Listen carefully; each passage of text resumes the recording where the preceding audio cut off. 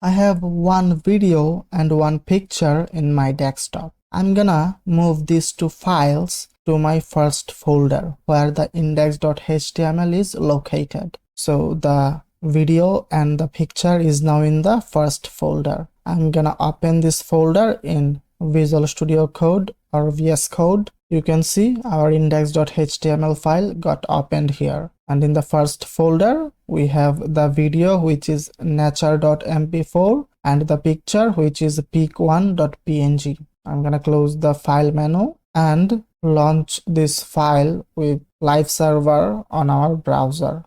So let's understand the video tag, which is used to add a video to our web page. So I'm gonna write the video tag. It is a paired tag. So opening and closing video tag. The video tag accepts an attribute which is src, which stands for source. And here we give an URL of a video or a path of a video. So I'm gonna give the path of this video, which is nature.mp4. So I'm gonna write // then nature.mp4. If I save the file, you can see we have a video in the output, but we can't play this video at this moment. Let me minimize the browser. Before playing the video, let me resize this video with the height and width attribute. So I'm gonna set the width attribute and it would be 400 pixels, and I'm gonna give the height, which will be 300 pixels. If I save the file, now you can see the video has 400 pixels of width and 300 pixels of height, but we can't play this video. We don't have any controls. So for that, we can use the controls attribute. Controls, and to this attribute we can give a value which is true, but this is optional. If we don't give a value here or just write this control attribute, automatically the controls attribute will have the value set to true.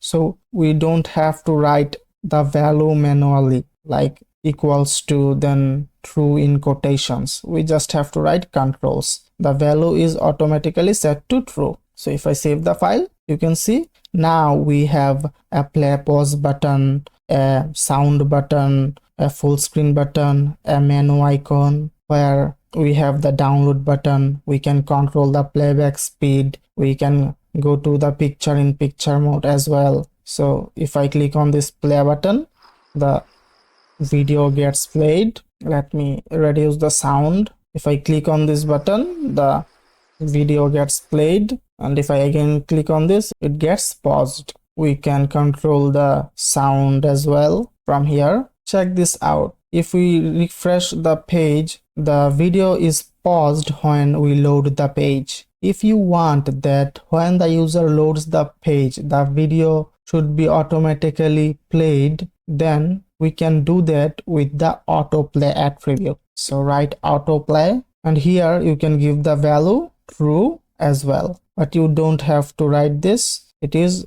already set to true by default. So now if I save the file, the page will be loaded and the video will be started automatically. So check this out. Control S save.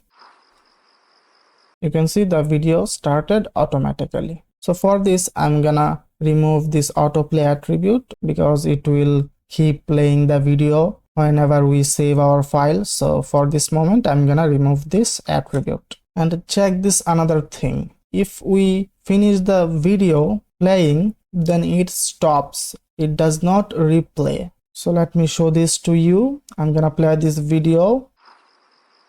Let me turn off the sound, go to the end. See, when the video is over, it stops. It does not replay the video. So if you want that the video should be in loop and after it is over, it should be replayed, then you can use the loop attribute. So here we have loop. The default value here set to true. If I save the file, let me play this video and go to the end. You saw that After the video was over, it started playing again. Now one thing you can observe that whenever we load the page or play the video, the sound is enabled. So in some cases you want that the video should play but the sound should be disabled, and the user should enable this manually by clicking on this mic icon. So for that you can use the attribute which is muted. The default value is set to true. If you write the attribute muted, then it will have the value set to true. If I save the file, you can see when our page got loaded, the mic icon is disabled. That means if the user plays the video, he should have to click on this mic icon to play the sound like this. We have another attribute which is preload, and the default value here is auto. That means the browser will try to preload the video. So if I save the file, you can see the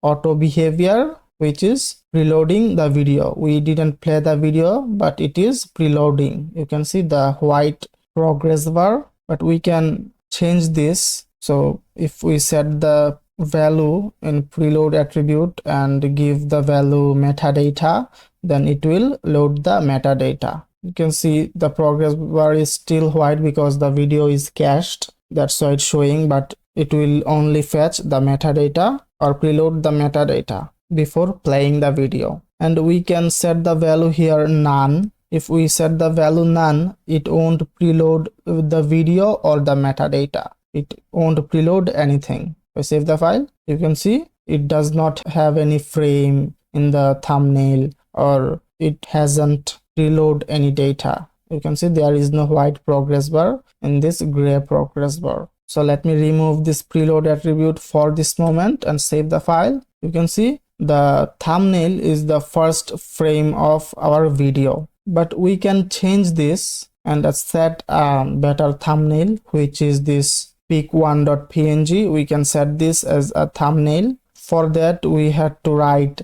many CSS and JavaScript if we use the image tag, but in the video tag we have a facility that we can use the poster attribute and give a path or URL of an image so that it will be the thumbnail of the video. So I'm gonna set the attribute which is poster, and here I will give an URL or path of an image. So for this moment I'm gonna give this pictures path which will be // then pic1.png. If I save the file, you can see the picture is now the thumbnail of our video. And let me tell you one more thing, which is this video is not owned by me. This is downloaded from pexels.com and the owner is Jo Dong. I can't pronounce that correctly, so I'm sorry for that because the name is in Chinese maybe. So I'm sorry for that, but I give credit to pexels.com and Jodong for this video.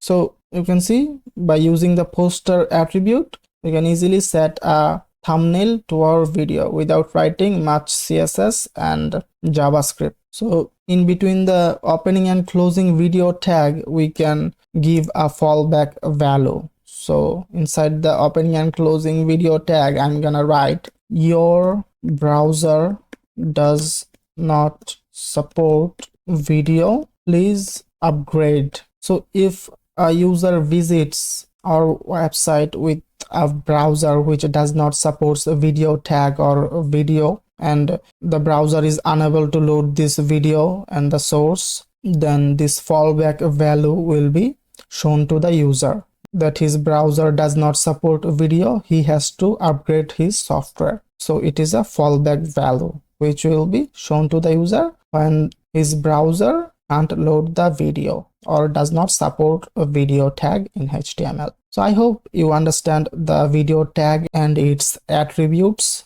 and you understood the fallback value when it will be shown to the user. So that's all for now. See you in the next one.